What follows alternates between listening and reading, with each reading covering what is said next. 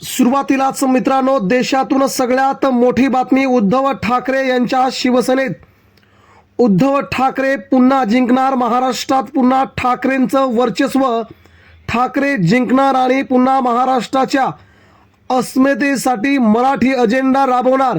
मित्रांनो, केंद्रातून दिल्लीतून सगळ्यात मोठी बातमी. एकनाथ शिंदेंसह देवेंद्र फडणवीस यांना सगळ्यात मोठा धक्का. महाराष्ट्राच्या राजकारणामध्ये ठाकरेंनी आपली भूमिका बदलत महाविकास आघाडीला बाजूला करत महाराष्ट्रात पुन्हा एकदा नवीन ठाकरेंचा नवा अजेंडा मराठी माणसांच्या स्वप्नासाठी, मराठी माणसांच्या अस्मितेसाठी उद्धव ठाकरेंसह संपूर्ण ठाकरे परिवार अखेर मैदानात.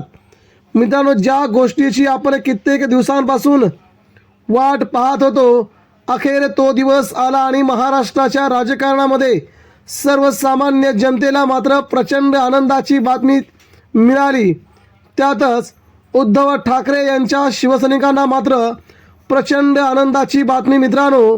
आणि त्याहून जास्त महाराष्ट्रातील मराठी माणसांसाठी हा सर्वोच्च आनंदाचा क्षण म्हणावा लागेल. शिवसेना पक्षप्रमुख उद्धव ठाकरे पुन्हा महाराष्ट्रात आपल्या कब्जात घेताना बघतायत. आणि ही गोष्ट साधी सुधी नाही. मराठी माणसांच्या हितासाठी, सर्वसामान्यांच्या हितासाठी ही गोष्ट पुन्हा एकदा अतिशय मोठ्या प्रमाणात देशभर राबवली जात आहे. मित्रांनो, नेमकं काय घडलंय? मुंबईतून आलेली ही सगळ्यात मोठी बातमी तुमच्यापर्यंत पोहोचवणं हे आमचं काम होतं. आणि महाराष्ट्रात पुन्हा एकदा ठाकरेंचा अजेंडा नेमका काय आणि ठाकरेंनी आपली भूमिका बदलत शिंदेंसह फडणवीस यांना कोणता दिलाय जोरदार धक्का, ते आता आपण जाणून घेऊया. महाराष्ट्रात पुन्हा ठाकरे परिवार. मित्रांनो, मराठी माणसांच्या अस्मितेसाठी, केवळ मराठी माणसांसाठी शिवसेना प्रमुख बाळासाहेब ठाकरे यांनी शिवसेना निर्माण केली, शिवसेना स्थापन केली. 4 तरुणांना एकत्र घेऊन महाराष्ट्रभर, मुंबईवर आंदोलनं सुरू केली.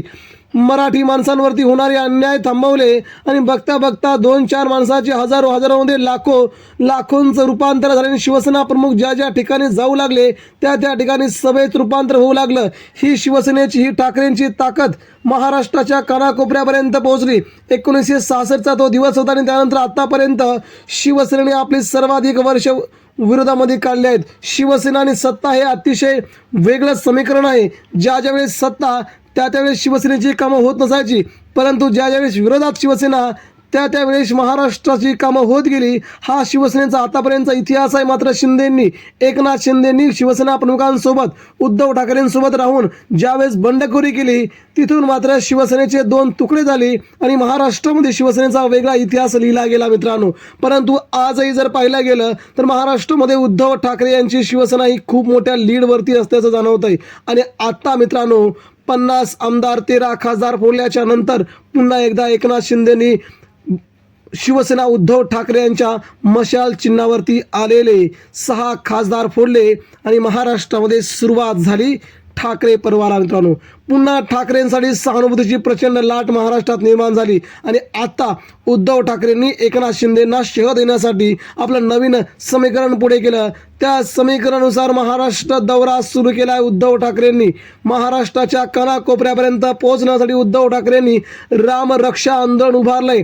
आता त्या दौऱ्याची सुरुवात होते थेट नागपूरवरून. नागपूरमध्ये उद्धव ठाकरेंच्या दौऱ्याने सुरुवात होईल आणि संपूर्ण महाराष्ट्र उद्धव ठाकरे आता पिंजून काढतील, अशा प्रकारची ठाकरेंच्या शिवसेनेची घोषणा झाली असून त्या घोषणेच्या दरम्यान एक सगळ्यात मोठी घोषणा करण्यात आली.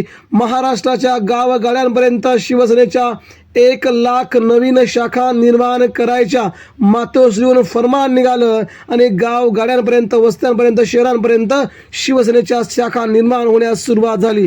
महाराष्ट्रात जवळजवळ 30,000 खेडी. मात्र ठाकरेंनी 1 लाखांपर्यंत शिवसेनेच्या शाखा निर्माण करण्याचं ठरवलं आणि तशा प्रकारचा कार्यक्रम हाती घेतला. आणि ठाकरे येत्या 15 तारखेपासून मित्रांनो महाराष्ट्राच्या दौऱ्यावरती, महाराष्ट्राच्या कानाकोपऱ्यामध्ये सर्वसामान्य लोकांच्या हितासाठी महाराष्ट्र दौरे करणार आहेत. आणि सुरुवात आहे रामरक्षा आंदोलनातून. पुन्हा एकदा उद्धव ठाकरेंनी आपलं हिंदुत्व जवळ केलं असं म्हणणारे लोक, परंतु ठाकरेंनी हिंदुत्व लांब कुठे केलंच नव्हतं. ते ठाकरेंचं हिंदुत्व जवळ होतं.